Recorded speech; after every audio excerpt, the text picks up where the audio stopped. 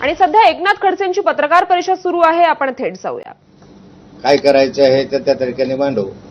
फार मला आपल्या आमदारांवर फारसं बोलायचं नाहीये, कारण हे आमदार मीच वाढवलेले आहे, मीच घडवलेले आहे. आता आपलेच पोर आहे, त्याच्यामध्ये कधी चुकाही घडतात, कधी गौरवही करतात, ते नंतर आपण त्यांच्या संदर्भात समाजासमोर जाऊन मांडू. मूळ प्रश्न असा आहे की सर्व पत्रकार परिषद झाली यांची, पण जी पत्रकार परिषद मुळामध्ये घ्यायची होती किंवा राज्यभर जो विषय चाललाय हनी ट्रॅपिंगचा आणि प्रामुख्यानं प्रफुल्ल लोढाचा, त्या संदर्भात एकही शब्द बोलले नाही, फक्त नाथाबोलाच टार्गेट करत बसले. आणि ह्या सर्वात महत्वाचं म्हणजे मंगेश चव्हाणने एक मोठा आरोप नाथाभाऊवर केला, आणि तो म्हणजे चारित्र्यावर. मला जवळपास 1980 पासून तर आजपर्यंत 45 वर्ष झाले मी सक्रिय राजकारणात आहे. भाजपतही काम करतोय, खरेदी विक्रीचा चेअरमन होतो, सहकारी संस्थांचा अनेक वर्ष होतो, जिल्हा बँकेत 25 वर्ष आहे, अनेक ठिकाणी मी नेतृत्व केलेलं. आमदारकी म्हणून गिरीश म्हणतो मी 35 वर्षाचा आमदार झालो, मी 36व्या वर्षात आहे, कारण मी विधान परिषद सदस्य असल्यामुळे त्याच्यापेक्षा 1 वर्ष मी जास्त आहे. गिरीश महाजन मंत्री आहे, त्या अर्ध्या खात्याचे मंत्री आहे. मी आतापर्यंत 12 खात्याचा कॅबिनेट मंत्री होतो, आणि युती सरकारच्या वेळेस 6 खात्यांचा कॅबिनेट मंत्री होतो, 18 खात्यांचा कॅबिनेट मंत्रीपद मी भोगलाय. ते आपले गिरीश भाऊ अर्ध्या खात्याचे कॅबिनेट मंत्री आहे, त्यांना पूर्ण खातं सुद्धा मिळालेलं नाहीये. पण मूळ प्रश्न असा आहे की या ठिकाणी मी आव्हान देतो मंगेश चव्हाणांना की माझ्याविषयी एक छोटीशी जरी गोष्ट असेल तुमच्याकडे पुराव्यानिशी, ते समाजासमोर दाखवा. गप्पा काय म्हणता, समाजासमोर दाखवा. मी राजकारणातनं निवृत्त होईल, एक शब्द काढणार नाही. बाकी मी असं राजकारणातनं निवृत्त होणार नाही. मी जनमानसाचा प्रतिनिधी आहे. 45 वर्ष मी जनमानसामध्ये काम केलंय. जनतेचे प्रश्न महाराष्ट्राच्या विधानसभेत प्रकर्षाने मी मांडलेले आहे. शेतकऱ्यांचे, शेतमजुरांचे, साऱ्यांचे प्रश्न मांडण्याची भूमिका मला जनतेने दिलेली आहे. जोपर्यंत मी राजकारणामध्ये आहे तोपर्यंत हे प्रश्न मी मांडणार आहे, भांडणार आहे, काढणार आहे, चालू ठेवणार आहे. नुसतं सर्वांनी काही म्हटलं की तुम्ही म्हणून होणार नाही, पण याचे पुरावे द्या. आयुष्यातनं राजकारणातनं निवृत्त होईल. मूळ प्रश्न प्रफुल्ल लोढाचा आहे, मूळ प्रश्न गिरीश महाजनांचा आहे.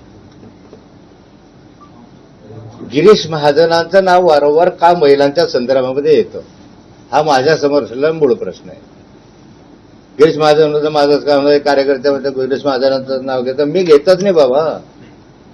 पहिल्यांदा असं आहे की प्रफुल्ल लोढाने गिरीश महाजनांच्या संदर्भामध्ये म्हटलं की याचे सगळे पुरावे माझ्याकडे आहे. जर हे मी बटन दाबलं तर सगळा हिंदुस्तान में टहलका मच जाएगा, असं त्याचा शब्द आहे, माझे नाही आहे. हे गिरीश महाजनांविषयी बोललेला प्रफुल्ल लोढा आहे. मग प्रफुल्ल लोढाने गिरीश महाजनांचंच का नाव घेतलं? दुसरं असं आहे की यामध्ये मागच्याही कालखंडामध्ये गिरीश महाजनांचे एका IAS महिला अधिकाऱ्याशी संबंध आहे असा आरोप मी नव्हता केला, तर अनिल थत्ते नावाच्या एका पत्रकारानं केला होता. पण त्यांनाही गिरीश महाजनांचंच नाव त्या IAS महिला अधिकाऱ्याशी का जोडावं असं वाटलं? तिसरं महत्वाचं असं आहे की महाराष्ट्राच्या विधानसभेमध्ये माननीय अजितदादा पवारांनी विधानसभेमध्ये हे सांगितलेलं आहे. त्याची क्लिप मी तुम्हाला ऐकून दाखवतो, नंतर मग तुमच्याशी बोलतो. ऐकून दाखवतो क्लिप.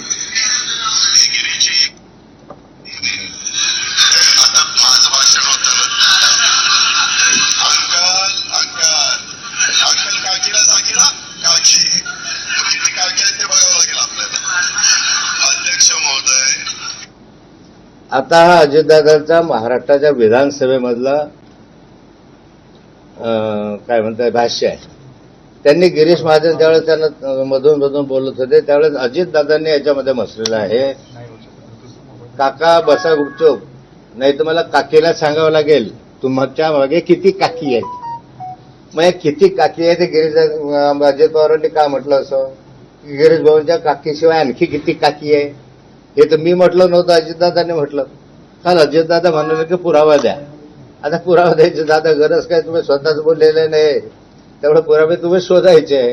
हा प्रफुल्ल लोढा हा तुमच्या ताब्यात आहे, माझ्या नाही आहे. तुमच्या ताब्यामध्ये हा प्रफुल्ल लोढा आहे. त्या प्रफुल्ल लोढाच्याकडून माहिती काढण्याचा प्रयत्न तुम्ही करत आहात. माझा तर मागच्या वेळचा डाव केला मी की याचं प्रफुल्ल लोढाकडनं जी माहिती जमा करते त्याच्यामध्ये जर मंत्र्यांचे काही असतील तर ते बाहेर येण्याची शक्यता नाहीच. सरकार हा प्रकार करताय ते तिथं दडपण्याचा प्रकार करत आहे. म्हणून काल जे आमच्या खोडपे सरांनी विनंती केलेली आहे तीच मी परत सांगतो की प्रफुल्ल लोढाचे नार्को टेस्ट करा, सारं दूध का दूध पाणी का पाणी समोर येईल. त्याचे नार्को टेस्ट करा ना तुम्ही.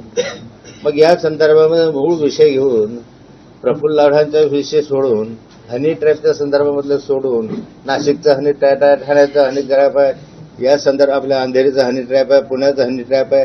हनी ट्रॅप हा विषय आहे ना, त्याच्याविषयी बोलत जा ना. त्याची चौकशी काय झाली, त्याच्यामध्ये समोर काय आलं, किती मुलींचे नावं समोर आले, किती अधिकाऱ्यांचे नावं समोर आले, हा तुमच्या ताब्यात माणूस आहे ना, त्याचा शोध तुम्ही घ्यायचा आहे ना. आम्ही कशाला त्याच्यामध्ये हे पडायचं आहे. मग त्या संदर्भामध्ये त्याचे नार्को टेस्ट करत त्याच्यावर 3 गुन्हे दाखल आहे. तुम्ही वारंवार गिरीश महाजनांनी चॅलेंज केलं, त्यांनी माझ्यावर मुलाच्या संदर्भामध्ये हा हत्या आहे का खून आहे का त्या संदर्भात आत्महत्या आहे वगैरे वगैरे प्रश्न उपस्थित केले. मी आजही चॅलेंज सांगतो, मी मला खालच्या स्तरावर बोलता येईल मंगेश महाजनसारखं, काय म्हणतात त्या मंगेश कोण आहे तो त्याच्यासारखं, पण मी चॅलेंज अजूनही करतो गिरीश महाजनांना. तू वारंवार मुलाच्या संदर्भामध्ये बोलतो, खोटं बोलतो, तुला खोटं बोलण्याची सवय आहे आणि त्या माध्यमातून जर म्हणतोय तर मी तुला चॅलेंज करतो, असेल खरी ताकद तुझ्यामध्ये तर मुलाच्या खुनाच्या संदर्भातले सीबीआयची चौकशी करा. ते आव्हान स्वीकारायचं म्हणे हा प्रश्न सुटला, आपण मिटेल कसा. सीबीआयची चौकशी करा. सत्य जनतेसमोर भ्रम का पसरवत आहात. पुरावा द्या. नाथाभाऊ म्हणतो पुरावा द्या, तुम्ही म्हणता पुरावा द्या, मग तसे पुरावे द्या ना तुम्ही पण, की नाथाभाऊच्या चारित्र्यावर बुरा द्या एखादं बोरा. मी तर राजकारणात नाही, आयुष्यभर मी जपलाय आणि मी गप्पा केल्या आहेत, तासन तास गप्पा केल्या आहेत. गुलाबी गप्पा नाही केल्या, गप्पा केल्या, पण माझ्या मुलींशी केल्या. दुसऱ्याच्या मुलीशी नाही किंवा दुसऱ्याच्या बायकोशी नाही गप्पा केल्या, माझ्या मुलींशी मी गप्पा केल्या. तुम्ही कशाची गप्पा केल्या सगळ्या जनतेला माहिती आहे. आणि मग दुसरा प्रश्न आणखी माझा चॅलेंज, दुसरं माझं स्वीकारावं. माझी 5 वेळा माझ्या प्रॉपर्टीची चौकशी झाली. 2 वेळा इन्कम टॅक्सने केली, 2 वेळा अँटी करप्शनने केली, 1 वेळा ईडीने केली. 5 वेळा झाली. सर्व चौकशी बरोबर आहे, योग्य आहे, कायदेशीर आहे अशा स्वरूपाचं त्यांनी मला सर्टिफिकेट दिलेलं आहे. वारंवार या संदर्भात सर्टिफिकेट म्हणजे आमच्या सीएकडे कळवलेलं आहे. वारंवार या संदर्भात. आता माझा प्रश्न जो आहे की तुमची प्रॉपर्टी मी देतो आणि मी सांगतो तुम्हाला, तुम्ही जरा सरकारला सांगे हो नाथाभाऊ आव्हान मी स्वीकारलं, माझ्या प्रॉपर्टीची चौकशी आहे. हो न्याय द्या, पाण्याची का पाणी, दूध का दूध. आहे का ताकद तुमच्यामध्ये कुठून प्रॉपर्टी आली काय हे स्वीकारत का रे. विषय वेगळे सोडून देता आणि या विषयाच्या संदर्भात जे तुम्ही विचारलेले माझ्या प्रॉपर्टीचे प्रश्न आहे ते तर निकाली लागले. त्याचं सर्टिफिकेट मला मिळाले, ईडी सारख्याने दिलं, इन्कम टॅक्सने दिलं. आणखी कोण आहे या जगामध्ये मोठं सर्टिफिकेट द्यायला. मग तुमचं का नको घ्यायला, तुम्ही द्या ना, स्वीकारा नाही की हो माझ्या प्रॉपर्टीची चौकशी करा. माझा बाप माझे सन्माननीय पिताश्री हे शाळा मास्तर होते, त्यांच्या पेन्शनवर मी जगत होतो. माझा काहीही उद्योग नाही. आजही गिरीश महाजनचा काहीच उद्योग नाही, काही नोकरी आहे, व्यवसाय आहे, काही नाही आहे. माझा काही उद्योग नाही आहे. माझ्याकडे कुठलंही उत्पन्नाचं साधन नाहीये. तर कोट्यावधी रुपयाची प्रॉपर्टी माझ्याकडे, याची खुली चौकशी करा असं आव्हान स्वीकारा. गिरीश महाजनवर एक शब्द मी बोलणार नाही. बस तुम्ही जे बोलले त्याचं आव्हान स्वीकारत जा. तिसरं असं आहे की या संदर्भामध्ये जे तुम्ही काल मुद्दे काढले त्या मुद्द्याच्या संदर्भात आमदारांनी काढले. मी आमदाराशी फार बोलत मी एका ओळीत सांगतो. आणि राजदादा तुम्हाला मजबुरीने बोलावलं, ही गोष्ट खरी आहे, पण तुम्हाला राजकारणात कुणी आणलं, तुम्हाला नगरसेवक कुणी केलं, म्हणजे शिफारस कुणी केली, नाथाभाऊंनी शिफारस केली म्हणून तुम्ही आमदार झाले ना. तुमचं तर कशामध्ये नाव होतं मला माहिती आहे. सगळ्यांनी राजू मामांना तिकीट देऊ नये असा आग्रह धरला होता, कारण राजू मामाचं नाव सेक्स स्कॅन्डलमध्ये होतं. तरी मी म्हटलं हे चुकीचं आहे, खोटं आहे, मी खात्री केलेली आहे, राजू मामाला तिकीट दिलं पाहिजे म्हणून तिकीट दिलं राजू मामा तुम्हाला. आदरणीय संजय सावकारे साहेब, तू भाजपमध्ये नव्हतेच. भाजपचे एवढं तुम्ही सांगता ना, तू कुठं भाजपमध्ये होते. तुम्हाला 2014 साली नाथाभाऊने भाजपमध्ये आणलं. मी होतो म्हणून तुम्हाला भाजपमध्ये मी आणलं, दुसऱ्या पक्षापेक्षांनी आणलं, नाथाभाऊने आणलं. या ठिकाणी, म्हणून तुम्ही आज मंत्री साहेब भाजपचे. आणि हा अमोल तर अजून छोटा, त्याला माहिती नाही की त्याच्या वडिलांसाठी मी किती खस्ता घातलेला आहे, किती मेहनत केलेली आहे. अगदी मरेपर्यंत मी होतो ना तुझ्या वडिलांकडे. मरायच्या वेळेस इंजेक्शन पाहिजे होते करोनाच्या संदर्भात, ते इंजेक्शनसाठी धावपळ रात्रभर केली. ज्यावेळेस हरिभाऊचा जीव गेला त्यावेळेस त्या क्षणाला मी इंजेक्शन आणून दिलं होतं ना. एवढं प्रेम माझं होतं, तुला बोलायचं काय अधिकार आहे रे? आमच्या जीवावर तुम्ही सगळेचे सगळे मोठे झाले आणि म्हणजे नाथाभाऊनं केलं, तुम्हाला पक्षानं केलं. अरे नाथाभाऊ होता पक्षाच्या बरोबर, मला मान्यच आहे की पक्षामुळे मी मोठा झालो, पक्ष माझ्यामुळे मोठा झाला. आणि पक्ष जो मोठा झाला, पक्षाविषयी मी कधीही आजपर्यंत, तुम्ही पत्रकार आहात, भारतीय जनता पार्टीविषयी मी कधीही वाईट बोललेलो नाही. माझा आला तर व्यक्तिगत प्रश्न आला, मी त्या संदर्भात व्यक्तिगत बोललो असेल, तर भाजपविषयी किंवा भाजपच्या वरिष्ठ नेत्यांविषयी एक शब्दानं आजपर्यंत बोललो असेल तर थोबाडीत मारा माझ्या. तुम्ही काय अंगावर येता पक्ष म्हणून? या जिल्ह्यामधल्या साऱ्या पक्षातल्या साऱ्या लोकांना जे पूर्वी होते, जे जुने आहे, जे आता आले नवीन, ते सोडून द्या. त्या जुन्यांना सगळ्यांना माहिती आहे ना नाथाभाऊचं योगदान कसं आहे. मी म्हणतच नाही की नाथाभाऊने केलं, मग उद्या असं म्हणावं लागेल की नाही नाही मोदींनी काय केलंय, पक्षाने केलेलं आहे. फडणवीसने काय केलंय, पक्षाने केलेलं आहे. बुडण्यांनी काय केलंय, पक्षाने केलेलं आहे. फाडण्यांनी काय केलंय, पक्षाने केलंय. भाऊसाहेबांनी काय केलंय, पक्षाने केलंय. तुम्ही जर असे म्हणत असाल तर त्या पक्षाच्या विस्तारासाठी आम्ही घाम गाळलाय ना. आणि म्हणून पक्षाने आम्हाला दिलाय ना, आम्हाला कमी दिला नाही पक्षाने, आम्हाला कमी दिलं नाही पक्षाने, पण त्या पक्षाच्या विस्तारासाठी आम्ही मेहनत केली. उद्या नाथाभाऊ म्हणतो मी केलं असं नाहीच आहे. सरकारच्या माध्यमातून मी केलं. विकासावर जर यायचं असेल, तुम्ही काल विकासावर बोललात, तर विकासावर यायचं असेल तर या जिल्ह्यामध्ये जो काही विकास दिसतो इरिगेशनचा, तो नाथाभाऊने या ठिकाणी तापी सिंचन विकास महामंडळ स्थापन केलं म्हणून धरणं झाले. आधी गिरीशच्या मतदारसंघात अलीकडे जे धरणं झाले असतील, एक सुद्धा धरण गिरीश महाजनने केलेलं नाही, एक सुद्धा. सारे धरणं जे आहेत ते नाथाभाऊने मानले, नाथाभाऊने मंजुरी दिली. या ठिकाणी तुम्ही वाघूर धरण म्हणतोय आपण, वाघूर धरणाच्या संदर्भात, वाघूर धरण आमच्या कालखंडामध्ये झालं म्हणून जळगाव शहराला पाणी आलं. जळगाव मधल्या प्रत्येक तालुक्याला आयटी नाथाभाऊच्या कालखंडामधला निर्णय आहे. जळगावचा शासकीय इंजिनियर नाथाभाऊच्या कालखंडातला निर्णय आहे. जळगावला कृषी महाविद्यालय म्हणजे शासकीय कृषी महाविद्यालय नाथाभाऊच्या कालखंडामध्ये झालं. अनेक प्रकल्प माझ्या कालखंडामध्ये सरकारच्या मदतीनं मी केले. पण नाथाभाऊ होता म्हणून तापी महामंडळ झालं नाकारता येईल का? गिरीशभाऊ होता म्हणून काय झालं? तू तर अर्ध्या खात्याचा मंत्री आहे ना, अर्ध्या खात्याचा मंत्री आहे, तुझ्याकडे लोड आहे. एवढासा लोड आहे फक्त एका महामंडळाचा, 1-2 महामंडळाचा. या महामंडळाला प्रगती करून दाखवा ना तुम्ही. माझ्याकडे तर 16 खातं असताना सुद्धा मी कारभार सांभाळत होतो. अर्ध्या खात्याचं असताना काय आणलंय विकासाच्या दृष्टीनं? कुठे गेला टेक्सटाईल पार्क? 2016च्या महाराष्ट्राच्या विधानसभेच्या याच्यामध्ये टेक्सटाईल पार्कचा उल्लेख मी केला होता. कुठे कोणता प्रकल्प या मंत्र्यांनी आणि या आमदारांनी या जिल्ह्यात एक मोठा प्रकल्प आणलाय सांगा? मेडिकल कॉलेज अजून परवानगी नाही आहे बरं, त्या जागेंचे वगैरे भानगडी चालू आहे, त्या विमानतळाची भानगड चालू आहे, पण विनाकारणचं काम चालू आहे.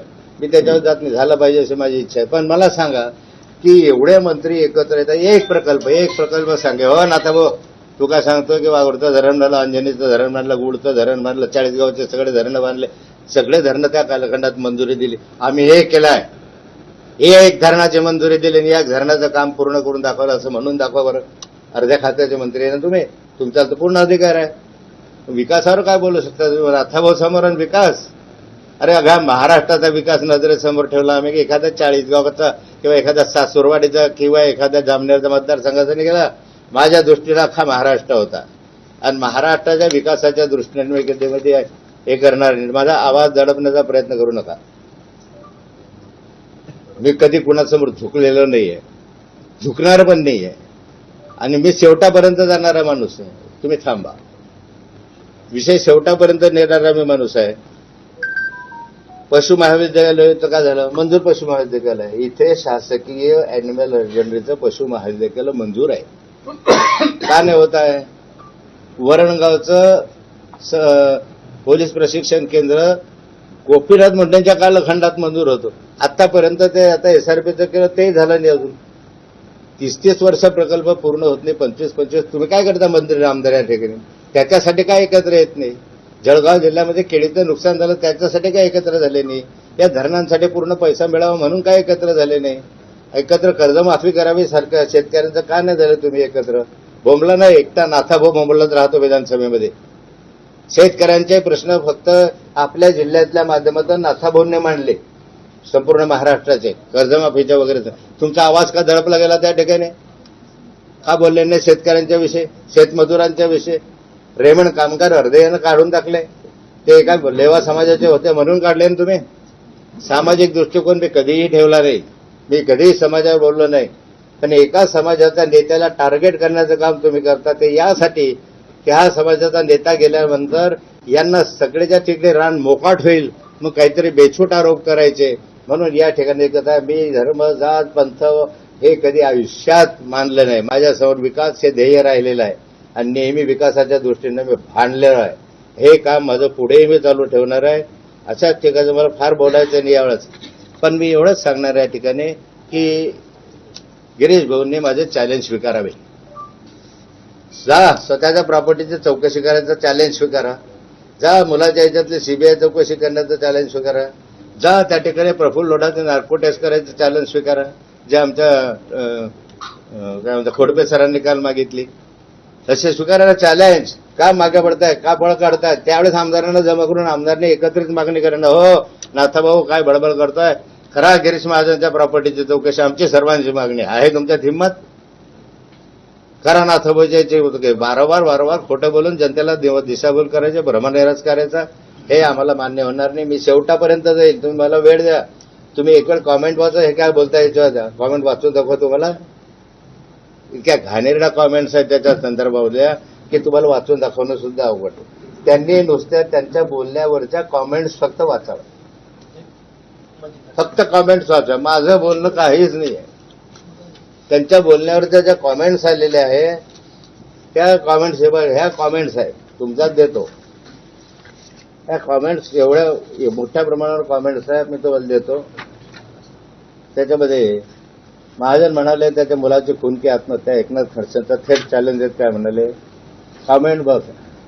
लोक त्याला सांगताय कॉमेंट बघ, काय लोक म्हणतात ते. रवींद्र कदम खडसे साहेबांवर अशा प्रकारचे आरोप लावणं म्हणजे गिरीश महाजन किती खालच्या स्तराला जाऊ शकतात हे त्यांनी दाखवून दिलं. मुंडे खडसे यांनी हा पक्ष राज्यात चांगल्या पद्धतीने वाढवला, पण त्यांच्या वृक्षाला या गिरीश महाजनसारखे विषारी फळ देखील लागले. कोणतंही पान हा बोलतो आणि लगेच मूर्ख म्हणतो की ते खालच्या पातळीवरचा आहे. हा गिर्या मूर्ख आणि बेअक्कल आहे. हे कोणतंही पान काढा तुम्ही याच्याविषयी. या पानावर हे अशा आहेत की चमच्याचा चमचा नाथाभाऊ मंगेश चव्हाणांच्या बापाच्या वयाचा माणूस, मंगेश चव्हाणांच्या बापाच्या वयाचा माणूस आहे. संयमित भाषेत एकमेकावर टीका जरूर करावी, मात्र भाषेची मर्यादा बाळा. म्हणजे एकनाथ खडसेने आईचं दूध पाहिलं असेल तर असे मंगेश चव्हाण सर्वच आईचं दूध पिऊन मोठे झालेले आहे, कुत्रीचं दूध पिलेले नाही.